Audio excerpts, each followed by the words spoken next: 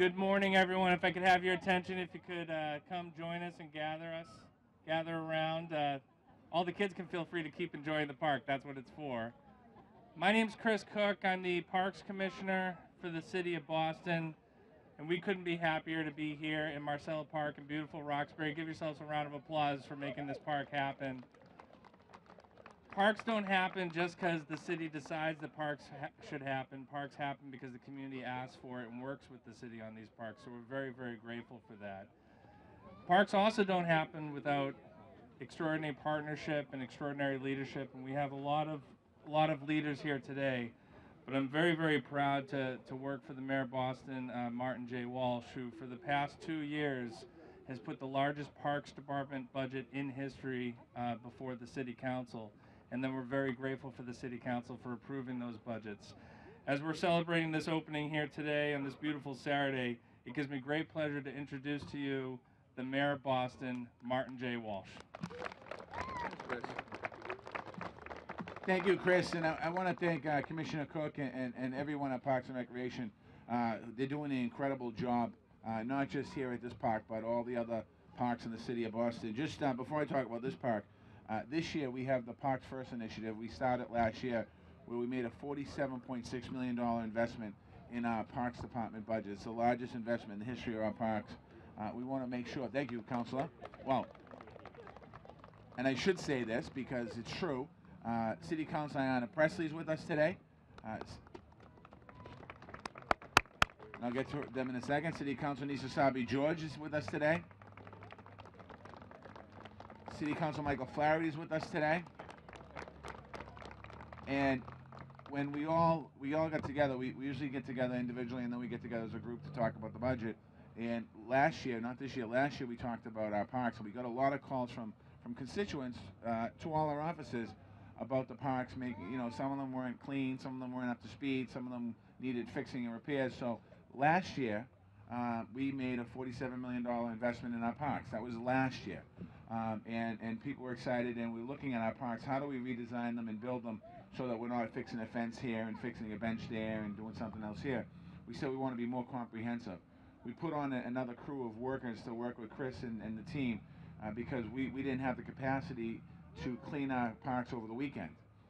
We had people that worked to a certain point. We didn't have people, so we put more people on, another shift of people.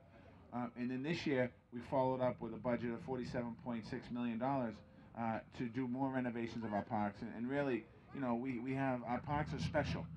When you look around this park right now, it's probably one of the only things that everyone in the community can use. We have young children, sometimes they can use our school departments. We have senior centers, sometimes people use our senior centers.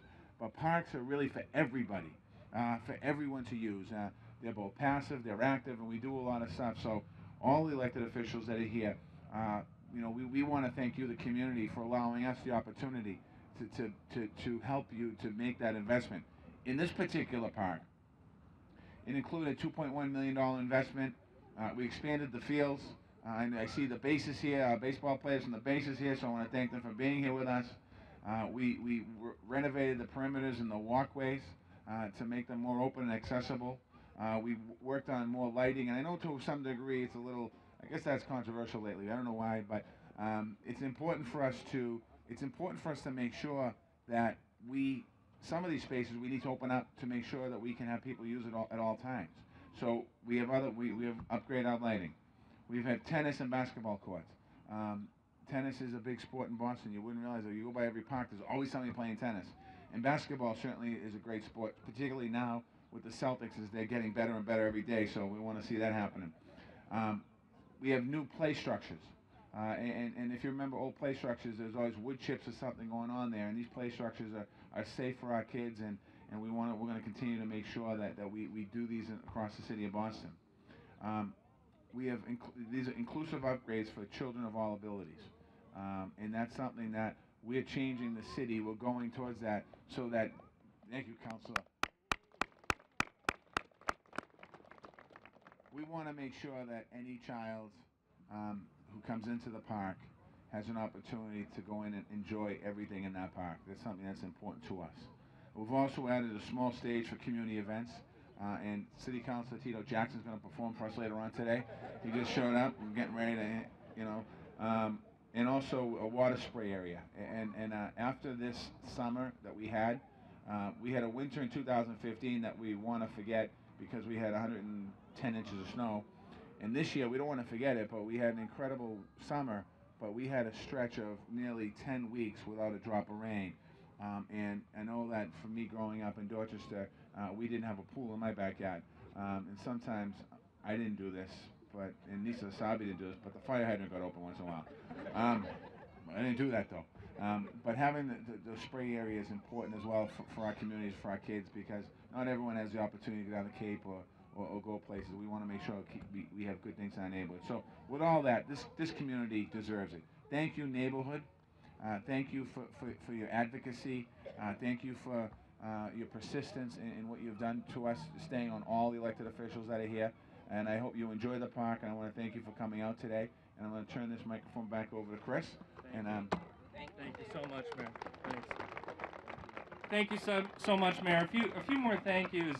Great parks don't happen without great project management and design. I want to thank the project manager on this park specifically, who works so well with the community over 6 community meetings. Kathy Baker Eclipse. If you give Kathy a nice round of applause.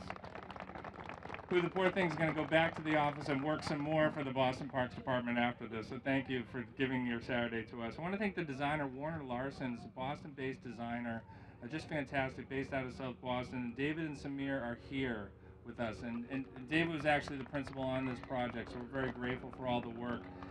Some of the thoughtful work that went into it is just the sunflowers. The sunflowers and the play equipment is a tribute to Sam Sad from the Hawthorne Youth Center. So give her memory a round of applause, and just shows how thoughtful David is when he weaves in these narratives into our parks. And the Fleming brothers, the contractor out here. Anyone who was living around here knows that this project got done relatively quickly compared to other parks, and that's because of the amazing work of Fleming brothers, the contractor here. And Ashley from Fleming is actually here with us. Ashley, I don't know. Very nice to see you. Give you a round of applause. Thank you. And it gives me great pleasure to introduce to you now at this time City Councilor Tito Jackson. Thank you so much. It is a beautiful day in one of the most beautiful neighborhoods in the city of Boston. I always remind folks, right? Okay.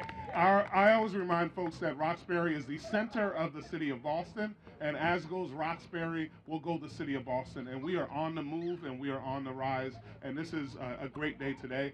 Would like to definitely thank our mayor for this budget allocation. We'll be coming back to him for a little bit more in the budget for some other parks around the neighborhood, right? Can we get an amen on that one? Also want to thank our Parks Commissioner. Chris has been a joy to work with, and we're doing more with our parks and our neighborhoods all around the city of Boston. I would just remind you that you have an opportunity to continue, and actually shout out to the base.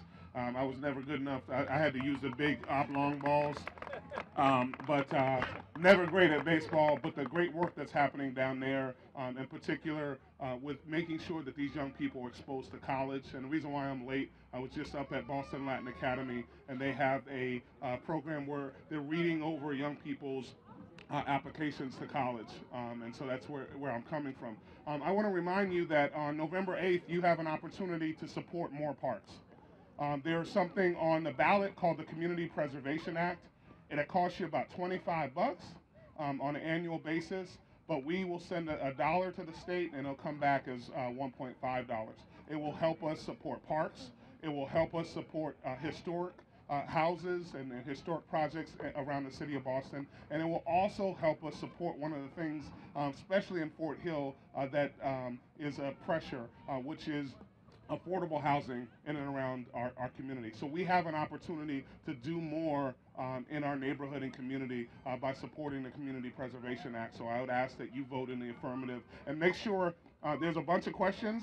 Question 5 is actually only in Boston, so if you talk to any of your friends outside the city, they're not going to know what you're talking about, but it's something that will make a huge difference to our communities. And I would just simply say parks and meeting places, those are the places that I really look at as our community.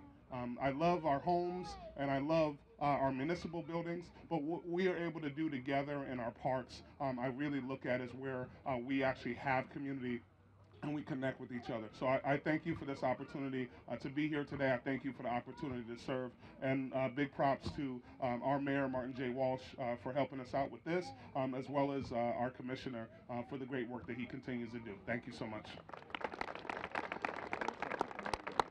Thank you so much, Counselor. And now this is the really exciting part. If I could have all the children who wish to join us over at this ribbon so we could actually cut this ribbon. If I can ask David Warner to come over and join us, and Ashley from Fleming. All the kids and the electeds come on over and join us. We're going to cut the ribbon. 3, 2,